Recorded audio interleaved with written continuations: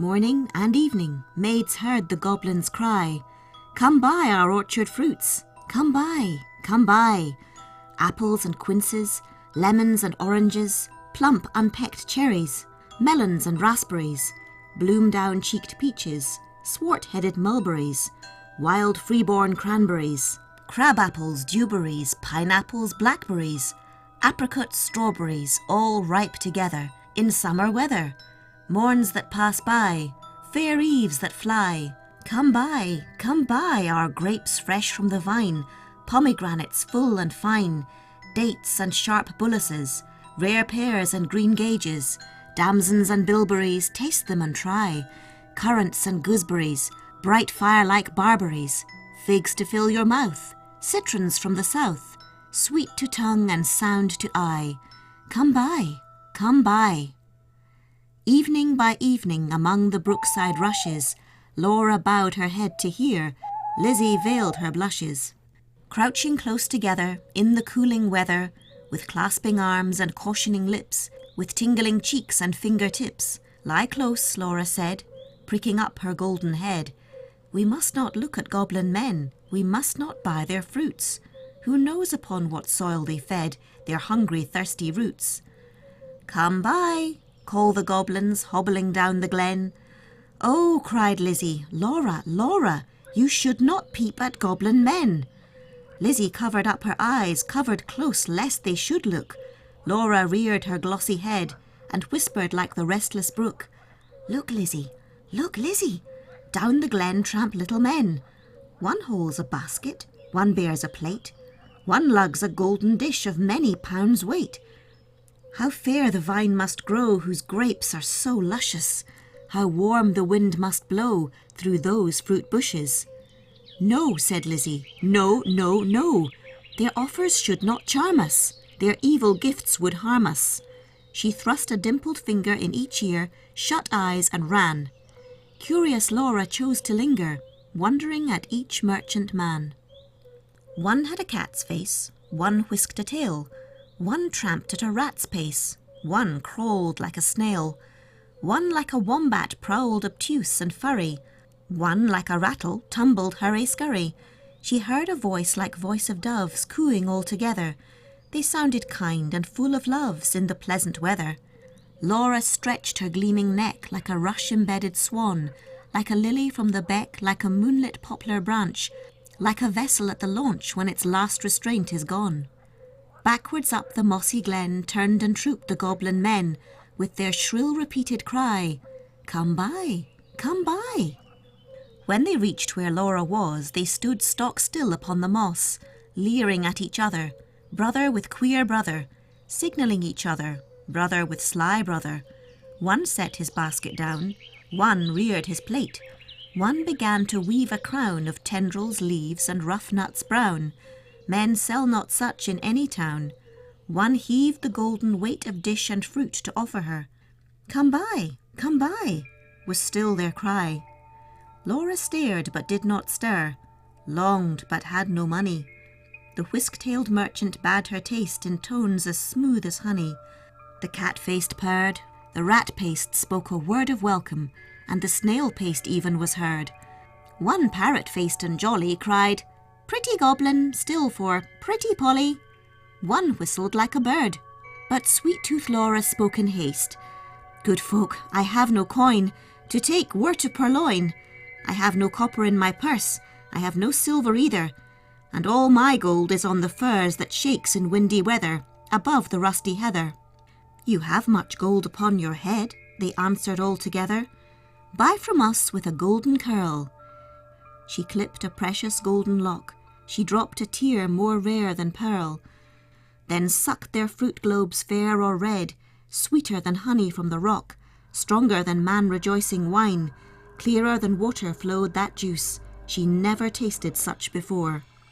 How should it cloy with length of use? She sucked and sucked and sucked the more, fruits which that unknown orchard bore.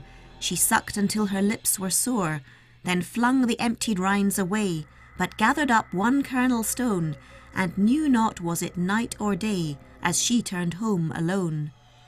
Lizzie met her at the gate, full of wise upbraidings. Dear, you should not stay so late. Twilight is not good for maidens. Should not loiter in the glen in the haunts of goblin men. Do you not remember Jeanie? How she met them in the moonlight, took their gifts both choice and many, ate their fruits and wore their flowers, plucked from bowers where summer ripens at all hours. But ever in the noonlight she pined and pined away, sought them by night and day, found them no more, but dwindled and grew grey, then fell with first snow, while to this day no grass will grow where she lies low. I planted daisies there a year ago, that never blow. You should not loiter so.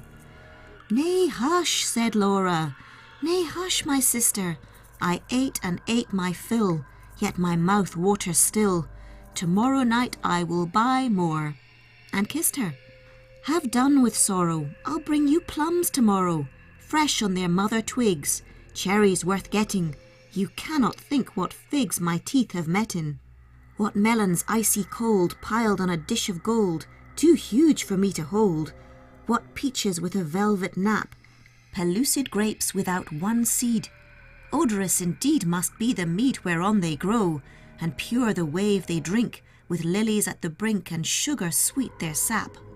Golden head by golden head, like two pigeons in one nest, folded in each other's wings, they lay down in their curtained bed, like two blossoms on one stem, like two flakes of new-fallen snow, like two wands of ivory tipped with gold for awful kings.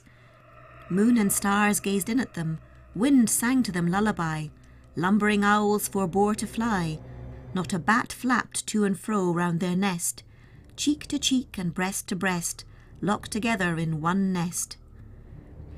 Early in the morning, when the first cock crowed his warning, neat like bees, as sweet and busy, Laura rose with Lizzie, fetched in honey, milked the cows, aired and set to rights the house, kneaded cakes of whitest wheat, cakes for dainty mouths to eat, next churned butter, whipped up cream, fed their poultry, sat and sewed, talked as modest maidens should, Lizzie with an open heart, Laura in an absent dream, one content, one sick in part, one warbling for the mere bright day's delight, one longing for the night. At length slow evening came, they went with pitchers to the reedy brook, Lizzie most placid in her look, Laura most like a leaping flame. They drew the gurgling water from its deep, Lizzie plucked purple and rich golden flags. Then turning homeward said, the sunset flushes those furthest loftiest crags. Come, Laura, not another maiden lags, no wilful squirrel wags, the beasts and birds are fast asleep. But Laura loitered still among the rushes, and said the bank was steep, and said the hour was early still, the dew not fallen, the wind not chill, listening ever but not catching the customary cry, come by, with its iterated jingle of sugar-baited words. Not for all her watching once discerning even one goblin, racing, whisking, tumbling, hobbling, let alone the herds that used to tramp along the glen, in groups or single, of brisk fruit merchant men. Till Lizzie urged, "O Laura, come, I hear the fruit call, but I dare not look. You should not loiter longer at this brook. Come with me home. The stars rise, the moon bends her arc, each glowworm winks her spark. Let us get home before the night grows dark. For clouds may gather, though this is summer weather. Put out the lights and drench us through. Then if we lost our way, what should we do?" Laura turned cold as stone to find her sister heard that cry alone, that goblin cry, "Come buy our fruits, come buy." Must she then buy no more such dainty fruit? Must she no more such succous pasture find? Gone deaf and blind. Her tree of life drooped from the root. She said not one word in her heart's sore ache, but peering through the dimness, not discerning, trudged home, her pitcher dripping all the way, so crept to bed and lay, silent till Lizzie slept, then sat up in a passionate yearning, and gnashed her teeth for balked desire, and wept as if her heart would break. Day after day, night after night, Laura kept watch in vain, in sullen silence of exceeding pain. She never caught again the goblin cry, "Come buy, come buy." She never spied the goblin men hawking their fruits along the glen. But when the moon waxed bright, her hair grew thin and grey. She dwindled as the fair full moon doth turn to swift decay and burn her fire away. One day, remembering her kernel stone, she set it by a wall that faced the south, dewed it with tears, hoped for a root, watched for a waxing shoot, but there came none.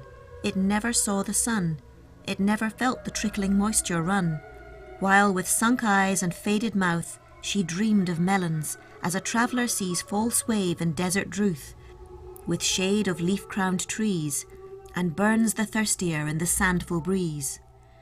She no more swept the house, tended the fowls or cows, fetched honey, kneaded cakes of wheat, brought water from the brook, but sat down listless in the chimney nook, and would not eat.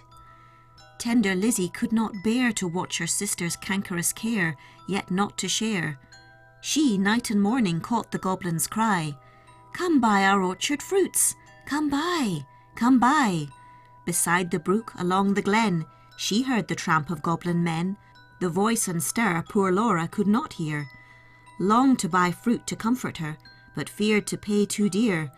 She thought of Jeanie in her grave, who should have been a bride, but who for joy's bride's hope to have, fell sick and died in her gay prime in earliest winter time, with the first glazing rime, with the first snowfall of crisp winter time. Till Laura dwindling seemed knocking at death's door, then Lizzie weighed no more better and worse, but put a silver penny in her purse, kissed Laura, crossed the heath with clumps of firs at twilight, halted by the brook, and for the first time in her life began to listen and look. Laughed every goblin when they spied her peeping, came towards her hobbling, flying, running, leaping, puffing and blowing, chuckling, clapping, crowing, clucking and gobbling, mopping and mowing, full of airs and graces, pulling wry faces, demure grimaces, cat-like and rat-like, rattle and wombat-like, snail-paced in a hurry, parrot-voiced and whistler, helter-skelter, hurry-scurry, chattering like magpies, fluttering like pigeons, gliding like fishes, hugged her and kissed her, squeezed and caressed her, stretched up their dishes, panniers and plates. Look at our apples, russet and dun, bob at our cherries, bite at our peaches, citrons and dates, grapes for the asking, pears red with basking out in the sun, plums on their twigs, pluck them and suck them, pomegranates, figs. Good folk, said Lizzie, mindful of Jeanie, give me much and many, held out her apron, tossed them her penny. Nay, take a seat with us, honour and eat with us, they answered grinning. Our feast is but beginning, night yet is early, warm and dew pearly, wakeful and starry, such fruits as these no man can carry. Half their bloom would fly, half their dew would dry, half their flavour would pass by.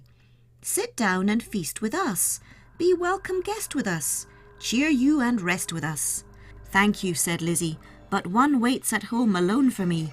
So, without further parleying, if you will not sell me any of your fruits, though much and many, give me back my silver penny I tossed you for a fee.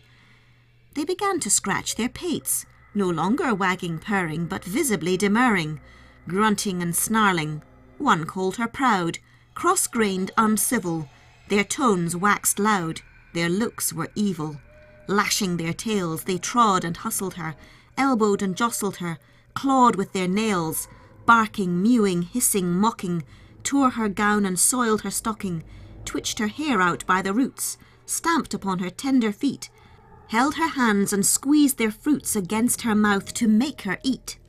White and golden Lizzie stood, like a lily in a flood, like a rock of blue-veined stone lashed by tides obstreperously, like a beacon left alone in a hoary, roaring sea, sending up a golden fire, like a fruit-crowned orange tree, white with blossoms honey sweet, sore beset by wasp and bee, like a royal virgin town, topped with gilded dome and spire, close beleaguered by a fleet, mad to tug her standard down.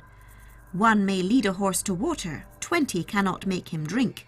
Though the goblins cuffed and caught her, coaxed and fought her, bullied and besought her, scratched her, pinched her black as ink, kicked and knocked her, mauled and mocked her, Lizzie uttered not a word, would not open lip from lip, lest they should cram a mouthful in, but laughed in heart to feel the drip of juice that syrupped all her face, and lodged in dimples of her chin, and streaked her neck which quaked like curd.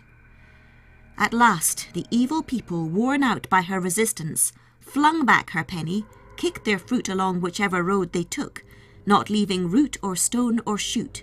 Some writhed into the ground, some dived into the brook with ring and ripple, some scudded on the gale without a sound, some vanished in the distance. In a smart ache tingle, Lizzie went her way, knew not was it night or day, sprang up the bank, tore through the furze, threaded copse and dingle, and heard her penny jingle bouncing in her purse. Its bounce was music to her ear. She ran and ran as if she feared some goblin man dogged her with jibe or curse or something worse. But not one goblin scurried after, nor was she pricked by fear. The kind heart made her windy pace that urged her home quite out of breath with haste and inward laughter. She cried, "Laura!" up the garden. "Did you miss me? Come and kiss me. Never mind my bruises. Hug me, kiss me, suck my juices, squeezed from goblin fruits for you. Goblin pulp and goblin dew.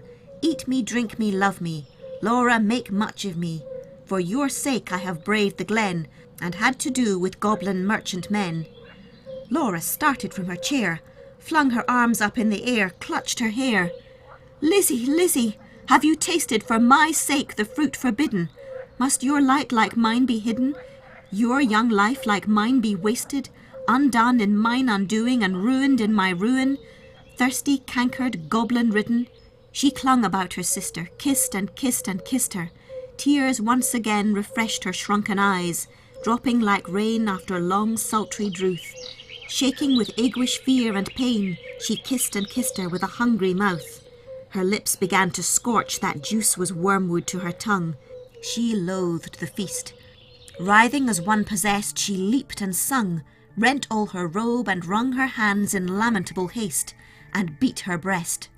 Her locks streamed like the torch borne by a racer at full speed, or like the mane of horses in their flight, or like an eagle when she stems the light straight toward the sun, or like a caged thing freed, or like a flying flag when armies run. Swift fire spread through her veins, knocked at her heart, met the fire smouldering there and overbore its lesser flame. She gorged on bitterness without a name. Ah, fool to choose such part of soul-consuming care. Sense failed in the mortal strife, like the watchtower of a town which an earthquake shatters down, like a lightning-stricken mast, like a wind-uprooted tree, spun about like a foam-topped water-spout cast down headlong in the sea. She fell at last. Pleasure past and anguish past. Is it death or is it life? Life out of death. That night long Lizzie watched by her, counted her pulses' flagging stir, felt for her breath, held water to her lips and cooled her face with tears and fanning leaves. But when the first birds chirped about their eaves, and early reapers plodded to the place of golden sheaves, and dew-wet grass bowed in the morning winds so brisk to pass, and new buds with new day opened of cup-like lilies on the stream, Laura awoke as from a dream. Laughed in the old innocent way, hugged Lizzie but not twice or thrice. Her gleaming locks showed not one thread of grey. Her breath was sweet as May, and light danced in her eyes. Days, weeks, months, years afterwards, when both were wives with children of their own, their mother hearts beset with fears, their lives bound up in tender lives, Laura would call the little ones and tell them of her early prime, those pleasant days long gone of not returning time, would talk about the haunted glen, the wicked quaint fruit merchant men, their fruits like honey to the throat but poison in the blood. Men sell not such in any town. Would tell them how her sister stood in deadly peril to do her good and win the fiery antidote. Then joining hands to little hands would bid them cling together, for there is no friend like a sister in calm or stormy weather, to cheer one on the tedious way, to fetch one if one goes astray, to lift one if one totters down, to strengthen whilst one stands.